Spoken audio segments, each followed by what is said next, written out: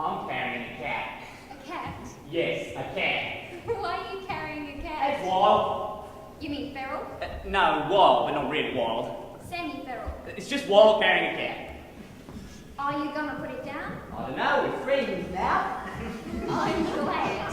Yeah, me too. What's happening? Oh, you know, just shooting the breeze, feeling the feline vibe. Go cat. Yeah, it's wild, wild, wild. Okay. It just is. What do we do tonight? I'll just hang out. With the cat? It's the only way. Oh, we can do anything. We got everything we need right here with Mr. Puss. Mr. Puss? That's the cat. Yeah, sounds like quite a personality. Oh, Mr. Puss is going to help us attract the ladies, aren't you, Mr. Puss? Are you sure? Oh, he's got all the romantic skills. He's going to make it happen for us. I'm starting to like him, but how exactly? Oh, he's got the moves. He's got all the moves, don't you, Mr. Puss? Mr. Puss? Mr. Puss!